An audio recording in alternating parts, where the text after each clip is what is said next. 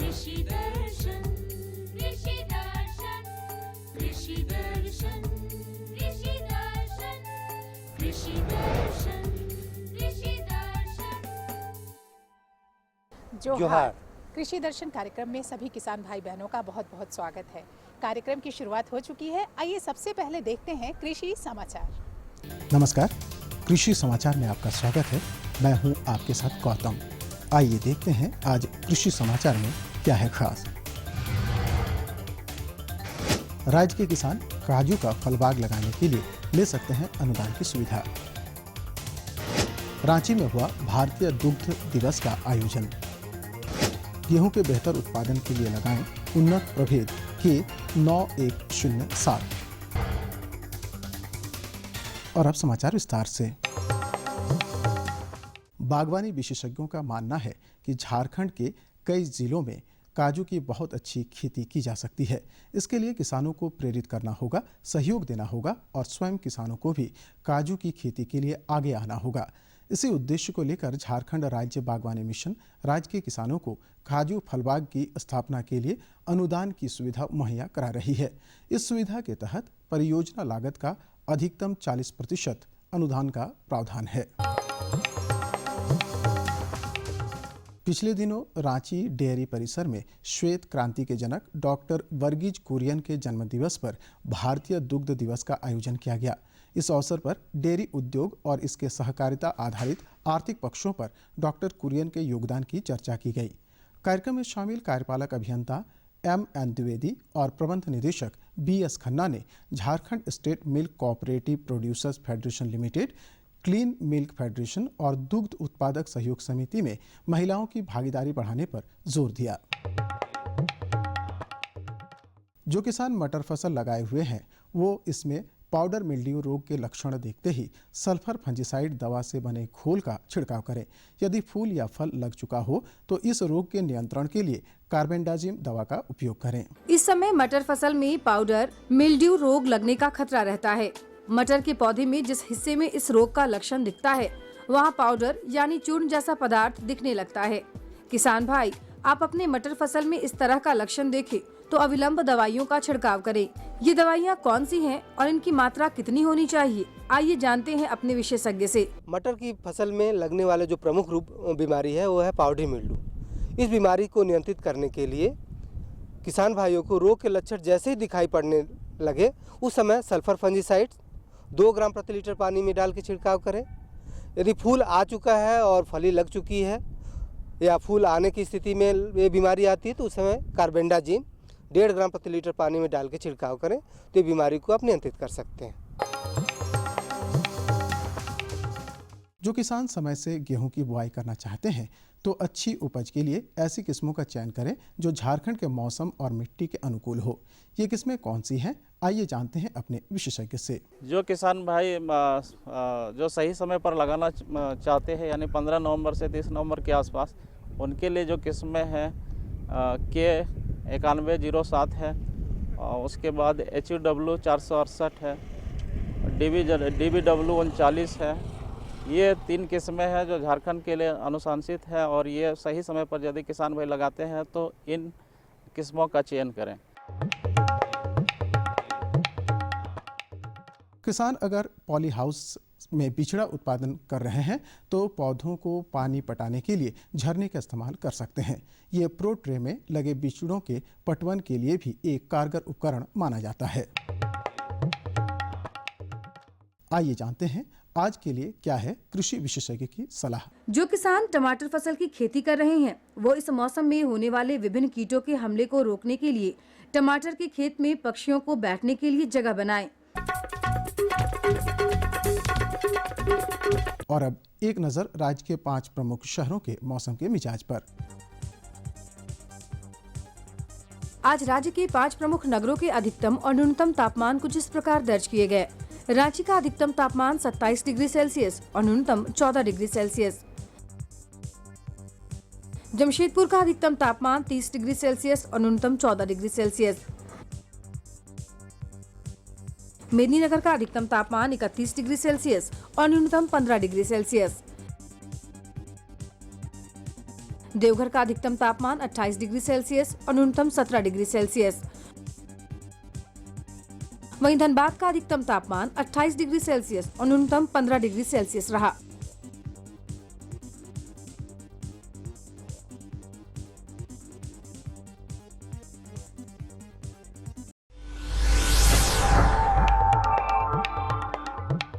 और अब मंडी भाव में आइए नजर डालते हैं अनाजों के भाव पर। मंडी भाव। आज कृषि उत्पाद बाजार समिति पंडरा रांची में विभिन्न खाद्यान्नों के थोक भाव कुछ इस प्रकार दर्ज किए गए। चावल मोटा 2300 रुपए से 2400 रुपए, चावल मध्यम 2500 रुपए से 2600 रुपए, चावल उत्तम 3600 रुपए से 4200 रुपए, गेहूं 1600 रुपए से 1800 रुपए, चना 3300 रुपए से 3500 रुपए, दाल अरहर 6600 रुपए से 7200 रुपए, दाल मसूर 5600 रुपए से 6200 रुपए, दाल चना 3700 रुपए से 4200 रुपए, सरसों तेल 8500 रुपए से 9500 रुपए, चीनी 3250 रुपए से 3400 रुपए, आलू 1750 रुपए से 1950 रुपए और प्याज 1500 रुपए से 1800 रुपए प्रति क्विंटल रहा। कृषि समाचार में आज इतना ही। अगले दिन अगले अंक में फिर मुलाकात होगी कुछ ताज़ा तरीन खबरों के साथ। तब तक के लिए दीजिए इजाज़त।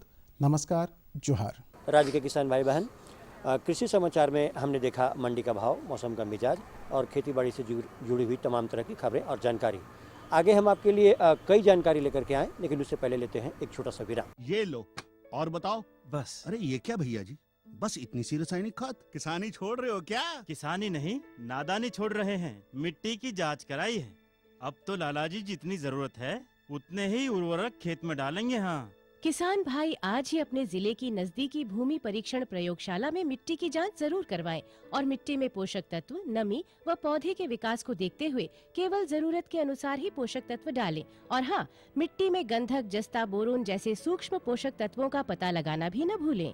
उर्वरक और जैविक खाद के सही उपयोग से भूमि का उपजाऊपन बनाए रखें, उत्पादकता बढ़ाएं, खर्चा घटाएं और बहुमूल्य विदेशी मुद्रा बचाने में भी सहयोग दें। और हाँ, धीमी गति से नाइट्रोजन उपलब्ध कराने वाले उर्वरकों जैसे नीम लेपित यूरिया को प्राथमिकता दें और यूरिया का पत्तों पर छिड़काव करें। अरे वाह, तू तो सचमुच समझदार हो गया रे। अधिक जानकारी के लिए संपर्क करें जिला कृषि अधिकारी या किसान कॉल सेंटर। विराम के बाद आप सभी किसान भाई बहनों का एक बार फिर से बहुत बहुत स्वागत है। तो हम जानकारियों का सिलसिला शुरू करें। करिए। तो क्या जानकारी सबसे पहले हमारे किसान भाई बहनों को देंगे आप? आज हम अपने किसान भाई बहनों को बताने वाले हैं समेकित कृषि प्रणाली के बारे में। बहुत अच्छी बात है कि समेकित कृषि प्रणाली का किस तरह उपयोग किया जाए, उसका कितना महत्व है और इसके क्या फायदे हैं। बिल्कुल बिल्कुल। तो आइए हम बगैर देर किए चलते हैं अपने कृषि विशेषज्ञ के पास और इस विषय पर लेते हैं जानकारी। कौन है कृषि विशेषज्ञ? आज हमारे विशेषज्ञ हैं डॉक्टर रंजन कुमार सिंह। किसान भाइयों, आज हम मौजूद हैं कृषि विज्ञान केंद्र चतरा के प्रांगण में और आज के अंक में हम आपको जानकारी दे रहे हैं समेकित कृषि प्रणाली के विषय में। और इसकी विस्तृत जानकारी के साथ हमारे साथ मौजूद है हमारे विशेषज्ञ डॉक्टर रंजन कुमार सिंह। सर, ये बताएं सबसे पहले कि समेकित कृषि प्रणाली है क्या, इसके बारे में विस्तृत जानकारी दें आप हमारे किसान भाइयों। बेसिकली समेकित कृषि प्रणाली कि किसान के यहाँ जो डिफरेंट तरह के लैंड है, लेबर इवन किसान की मजदूरी है, उसका रिसोर्सेज है, उसका कैपिटल है, उसका संसाधन है, जो क्रॉप और इंटरप्राइजेज है, जो उसके यहाँ खेती की जाती है, जो भी चीज़ें हैं, पशुपालन हो, मत्स्य पालन हो, मछली पालन हो, ये जितने भी इंटरप्राइजेज हैं उसके यहाँ, इवन इंटरप्राइजेज के बाद जो उसके कमोडिटी जो है जो उसके यहाँ जो चीज़ उपलब्ध है, जैसे कि वेजिटेबल में डिफरेंट तरह के वेजिटेबल है, क्रॉप में डिफरेंट तरह के क्रॉप है, वाइल्ड सीड है, पल्सेज है, फील्ड क्रॉप्स हैं, वो सारे चीज़ों का जब मैट्रिक्स हम निकालते हैं, सारे चीज़ों का जब इंटरेक्शन होता है और उसके इंटरेक्शन के आधार पर जब कोई किसान खेती करता है तो इस तरह की खेती को हम लोग समेकित कृषि प्रणाली के रूप में समझते हैं। कि झारखंड के परिवेश में आज की तारीख में कृषि की क्या स्थिति है और क्यों महत्वपूर्ण है समेकित कृषि प्रणाली यहाँ के लिए? किसान का मतलब अगर किसी किसान से ही पूछिए तो वो किसान की परिभाषा को नहीं बता पाता है। वो कहता है कि जो खेती करता है उसको हम लोग किसान कहते हैं, लेकिन वास्तव में उसको हम किसान नहीं कहते हैं। अगर समेकित कृषि प्रणाली को ध्यान में रख के हम बात करें तो किसान उसको कहते हैं जो आदमी जो खेती से संबंधित लोग हैं, जो सुबह से उठकर रात में सोने तक की जो गतिविधि करते हैं, वो सारे गतिविधि किसानी में आता है। ये नहीं कि किसान की परिभाषा केवल खेती करने के समय को किसानी कहते हैं, ऐसी नहीं है। तो जो भी किसान, चाहे जो भी आदमी जो खेती से संबंध रखते हैं, वो सुबह से उठकर शाम तक जो भी खेती करते हैं, उसको हम समेकित कृषि प्रणाली के अंतर्गत अगर किसान की परिभाषा करें तो वो आदमी हमारा किसान के रूप में गिनती किया जाता है। दूसरा है कि झारखंड के परिप्रेक्ष्य में इसकी क्या उपयोगिता है, तो इससे पहले झारखंड के कृषि परिस्थिति के बारे में भी थोड़ा सा हमको समझने की ज़रूरत है। पहला है कि झारखंड के किसान जो हैं बहुत छोटे किसान हैं। आज के तारीख में भी किसान जो है ट्रेडिशनल मेथड से खेती करते हैं, उसका ट्रेडिशनल वेराइटी है, उसका ट्रेडिशनल खेती के पैकेज और प्रैक्टिसेज हैं, उसका ट्रेडिशनल खेती करने के तरीका है। उनके यहाँ फार्म इम्प्लीमेंट भी जो उपलब्ध है वो ट्रेडिशनल मोड में ही है। अभी हम इतना फार्म मैकेनाइजेशन की बात करते हैं, लेकिन अभी तक कि हमारे किसान जो है अपने यहाँ उपलब्ध कृषि के यंत्र पर ही ज़्यादा विश्वास करते हैं, ज़्यादा अपने को उस पर सिक्योर समझते हैं बनिस्पत की जो हमारे वैज्ञानिकों के द्वारा विकसित फार्म इम्प्लीमेंट है। उसके बाद यहाँ की मिट्टी जो है उतनी उपजाऊ नहीं है जितनी उपजाऊ होनी चाहिए। उसके बाद यहाँ की जो खेती है मुख्य रूप से एश्योर्ड इरिगेशन जो बोलते हैं कि सिंचाई की व्यवस्था वो भी बहुत कम है। हम मुख्य रूप से रेन फेड फार्मिंग के किसान हैं। यहाँ पर खेत का उसका साइज जो है बहुत छोटा है, तो उस खेत की उर्वरक क्षमता भी उतनी अच्छी नहीं है। तो वैसी परिस्थिति को ध्यान में रखते हुए उस खेती को आगे बढ़ाने के लिए समेकित कृषि प्रणाली आज के डेट में बहुत ही महत्वपूर्ण है। कि समेकित कृषि प्रणाली का महत्व क्या है, इसके बारे में आप विस्तृत रूप से बताएं। समेकित कृषि प्रणाली में सबसे पहला तो ये है कि एक कमोडिटी को दूसरी कमोडिटी से इंटरेक्शन होना चाहिए। कमोडिटी कहने से किसान नहीं समझ रहे होंगे। मेरा कहने का मतलब ये है कि जो चीज़ उसके यहाँ उपलब्ध है, जैसे कि एनिमल हस्बेंड्री है, अगर वो पशुपालन करता है तो पशुपालन हुआ, अगर वह खेती करता है तो खेती में जैसे कि विभिन्न तरह की सब्जियां का खेती करता है, फील्ड क्रॉप में जैसे धान, गेहूं, मकई इत्यादि की खेती करता है। तीसरा है मत्स्य पालन है, सूकर पालन है, मुर्गी पालन है, बकरी पालन है। तो इन सारी पहलुओं को अगर वो एक तरह से इंटरेक्शन करता है, उसका एक दूसरे से सामंजस्य स्थापित करके काम करता है। दूसरे शब्दों में अगर ऐसे कहें कि वो चीज़ जो उपलब्ध है उसके यहाँ, वो इवन रिसोर्सेज जो उसके यहाँ है, उसकी ज़मीन जो है, उसके यहाँ जो कैपिटल है, अगर वो एक दूसरे के मदद के लायक बना पाता है किसान, तभी हम इंटीग्रेटेड फार्मिंग सिस्टम के कंसेप्ट को समझ सकते हैं। जैसे कि हम उदाहरण के माध्यम से इसको हम बताना चाहते हैं कि जैसे कि किसान के पास डेयरी है और किसान को डेयरी के लिए चलाने के लिए किन किन चीज़ों की आवश्यकता होती है, तो मुख्य रूप से उसको डेयरी चलाने के लिए स्ट्रॉ की ज़रूरत होती है, भूसा की ज़रूरत होती है, पुआल की ज़रूरत होती है। दूसरा है कि गाय को खिलाने के लिए उसको जो चोकर देता है, जो उसको जो संतुलित आहार देता है, उसके लिए अनाज की ज़रूरत पड़ती है। उसके बाद उसको गाय को रखने के लिए जगह चाहिए, उसके लिए भी उसको बहुत चीज़ों की आवश्यकता होती है। तो वो सारी जो आवश्यकताएं हैं डेयरी के लिए, वो उससे के फार्म से मीट हो रहा है कि नहीं हो रहा है। तो उस फार्म को, उस डेयरी फार्म को मीट करने के लिए उसकी आवश्यकताओं को किसान को अच्छा से अच्छा धान की फसल लगाना पड़ेगा जिससे कि उसको पुआल मिल जाए, गेहूं लगाना पड़ेगा जिससे कि उसको स्ट्रॉ मिल जाए, उसके बाद उसको मकई लगाना पड़ेगा जिससे कि उसको चारा मिल जाए, उसको दलहनी फसल लगाना पड़ेगा जिससे कि उसको गाय के लिए चोरी चुका का जो व्यवस्था होती है, संतुलित आहार की व्यवस्था होती है, उसकी पूर्ति कर सके। उसको खल्ली चाहिए तो खल्ली के लिए वाइल्ड सीड क्रॉप उसको लेना पड़ेगा, तिलहनी फसल लेना पड़ेगा। तो इस तरह से अगर वो खेती से इन सारी चीज़ों को उत्पादन करता है तो डेयरी का उससे इंटरेक्शन बढ़ेगा, डेयरी को उससे फ़ायदा होगा, डेयरी को उसके फार्म से ही ये सारे सामान उपलब्ध हो जाएंगे। इन द सेंस ऑफ जो सामान प्रोडक्ट बेचेगा उससे, और उसको एम्प्लॉयमेंट भी सालों भर काम करने का मौका मिलते रहेगा, तो वो दूसरे को भी इसमें इंगेज कर सकता है, उससे कर लगा सकता है। तीसरा है कि इससे उत्पादन और उत्पादकता दोनों बढ़ती है। कम ज़मीन में हम उत्पादन भी बढ़ा सकते हैं, उत्पादकता भी बढ़ा सकते हैं। उससे आमदनी भी बढ़ेगी। और इसका सबसे महत्वपूर्ण फायदा है कि जो चीज़ किसान को इसमें बहुत कम मिनिमम मात्रा में बाजार पर निर्भर रहना पड़ता है। खाद उसके यहाँ उपलब्ध हो जाता है, उर्वरा शक्ति उसके यहाँ, ज़मीन की उपजाऊ क्षमता बढ़ जाती है। तो इन सब बातों को अगर ध्यान में रखें तो छोटे किसान के लिए भी यह इंटीग्रेटेड फार्मिंग सिस्टम मॉडल बहुत झारखंड के लिए उपयोगी है, जिससे कि यहाँ पर जो मिनिमम रिसोर्सेज खेती के लिए उपलब्ध है उसका उपयोग करके किसान अपनी आमदनी को बढ़ा सकते हैं। किसान भाइयों, आपने देखा कि हमारे विशेषज्ञ ने समेकित कृषि प्रणाली के महत्व एवं फायदे के विषय में बहुत अच्छी जानकारी दी। हम आशा करते हैं आप इन सभी जानकारियों से बहुत लाभ उठाएंगे। सर, आप हमारे कार्यक्रम में, आपका बहुत बहुत धन्यवाद। नमस्कार। क्या बात है, बहुत अच्छी जानकारी कि समेकित कृषि, अगर हम समेकित खेती कर रहे हैं तो किन बातों का ख्याल रखें, क्या इसका महत्व है और किस तरह से हम इससे फायदा ले सकते हैं। बिल्कुल, तो जानकारियों का सिलसिला तो चलता ही रहेगा। हम लेते हैं एक और छोटा सा विराम। राम राम काका, कहाँ चल दिया? अरे भाई, फसल में कीटनाशी का छिड़काव करने जा रहा हूँ ताकि फसल सुरक्षित रहे। और अपनी सुरक्षा? अपनी सुरक्षा मतलब काका, कीटनाशी का छिड़काव करते वक्त अपने शरीर को पूरी तरह ढक लेनी चाहिए, खास करके नाक, मुंह और आँख को।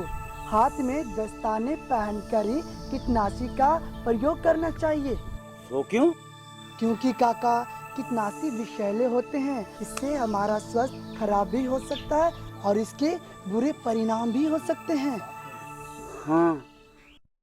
हाँ, तो भाई हमारे साथ जुड़ चुके हैं कुमार जी। कुमार जी, आपको बहुत बहुत जोहार। आपको भी बहुत बहुत जोहार। तो कुमार जी, आज आप किस चीज़ की जानकारी हमारे किसान भाई बहनों को दिलवाने वाले हैं? बता दें? बिल्कुल बताइए।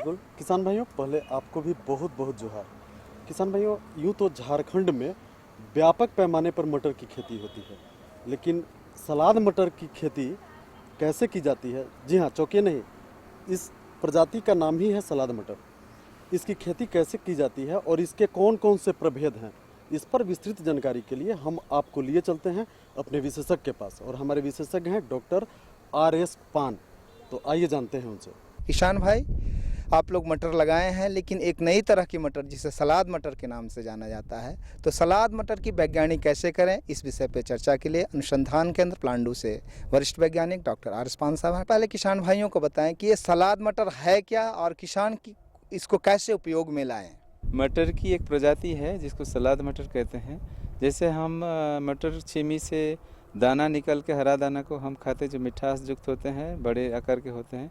लेकिन ये जो मटर जिसको हम सलाद मटर या स्नोपी कहते हैं, इसमें पूरा छीमी को ही खाया जाता है, जो कि छीमी रेशा रहित होता है, उसमें रेशा नहीं बनता है, तो बहुत मुलायम होता है, कोमल होते हैं और उसका छिलका में मिठास होता है। तो मटर दाना इसमें भी लगता है, लेकिन मटर दाना जब छोटा छोटा आकर के रहते हैं और फली चौड़ा हो जाते हैं तो पूरा फली को तोड़ के हम खाते हैं। वो मुलायम रहते हैं, उसमें रेशा नहीं रहते हैं और मिठास युक्त रहते हैं। उसी को सलाद के रूप में हम पका के भी खा सकते हैं, चाहे कोई सब्जी के साथ, आलू के साथ, ऐसे भी हम कच्चा भी खाते हैं और नहीं तो पका के भी हम खा सकते हैं।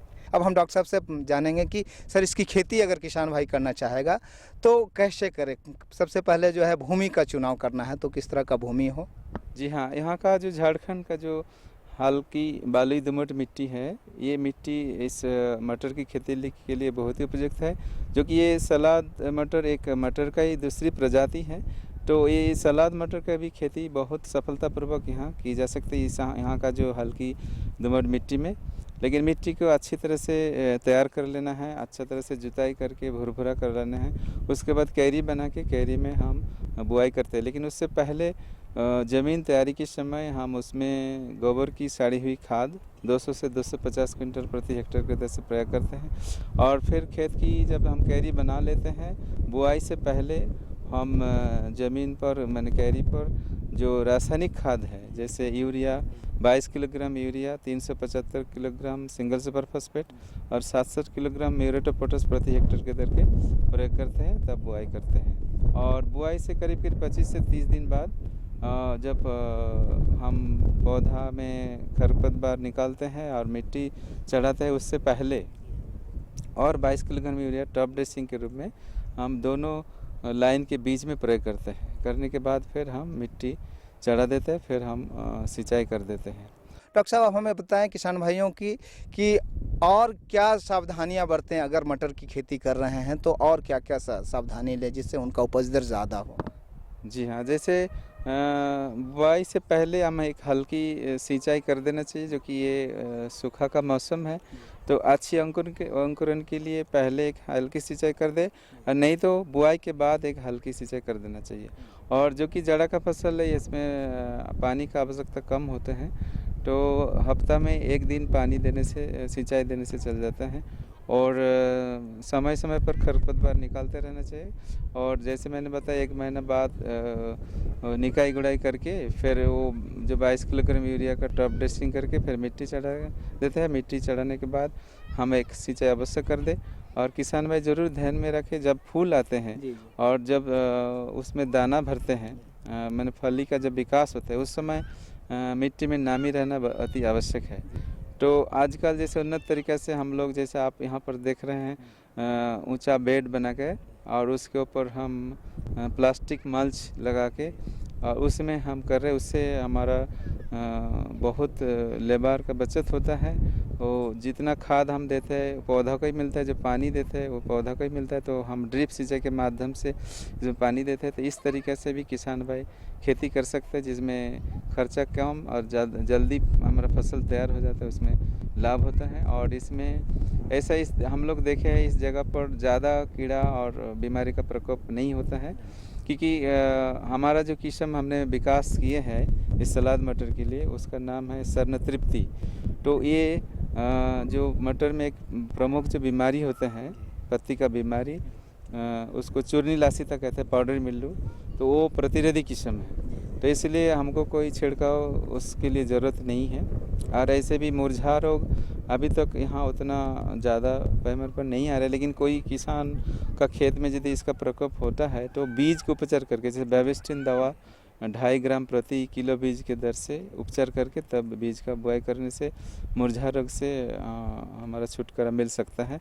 और कभी कभी जैसे लाही कीड़ा आ जाता है, बहुत छोटे आकर के, वो कोमल अंश में झुंड में रहते हैं, रस चूस के क्षति पहुंचाते हैं, पौधा को कमज़ोर कर देते हैं।